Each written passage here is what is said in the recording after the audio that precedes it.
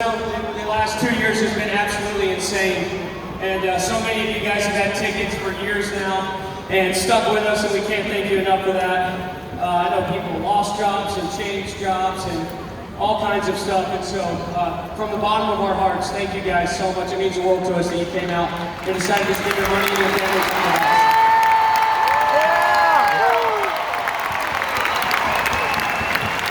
I just wanted to share with you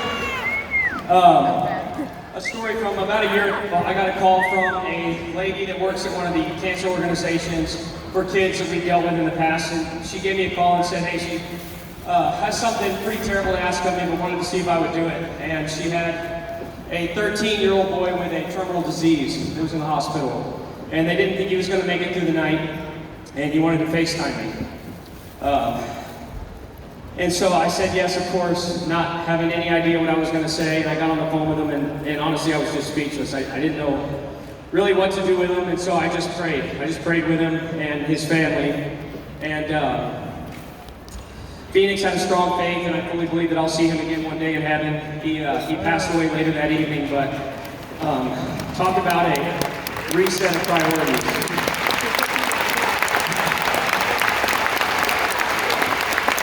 You have a conversation like that, and it really puts into perspective what's important in life, and we tend to place such importance on things that don't really matter. And I know our society and our culture today does such a bad job of telling people that you've got to have money and fame and experiences and an incredible job and all those things in order to be happy.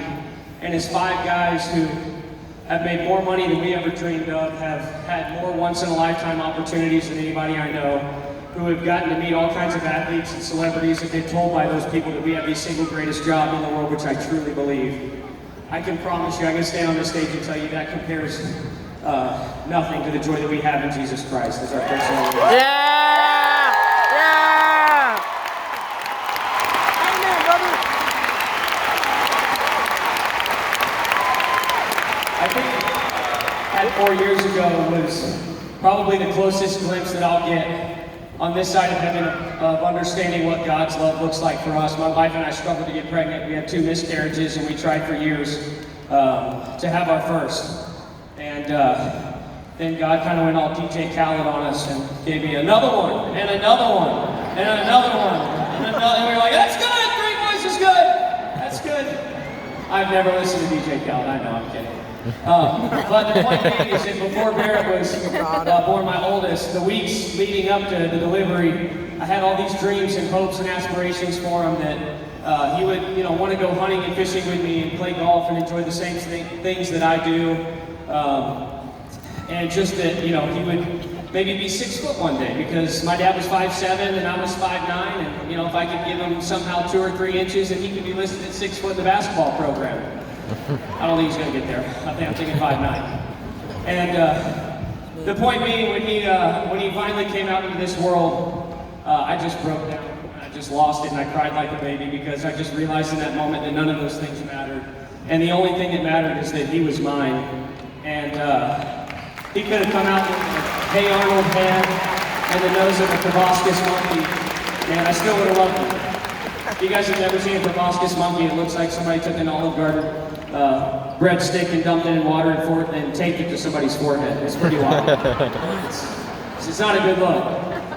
But he doesn't have a breadstick for a nose. And even if he did, I would still love him. And I think that's the way that God looks at us. And the reality is that Christianity, you're not defined by how much money you have, what your job is, the experiences that you've had. And most importantly, you're not identified by your failures. And man, that gives us a lot of peace, because I know for 5 guys that are named Dude Perfect, we are the furthest things from that. And I'll be the first one to stand on this stage and say I am a flawed, selfish, prideful human being, and the only thing perfect about us is the fact that Jesus Christ died on the cross for our sins. Yeah!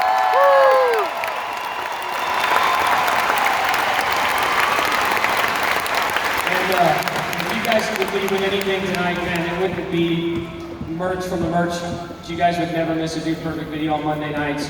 For us, it would be that you guys would know that you are, I'm gonna mess up here, that you guys are recklessly and radically loved by the creator of the universe, and he wants to have a personal relationship with you. And the Bible in Romans, it clearly states that if you confess with your mouth that Jesus is Lord and believe in your heart that God raised him from the dead, that you'll be saved.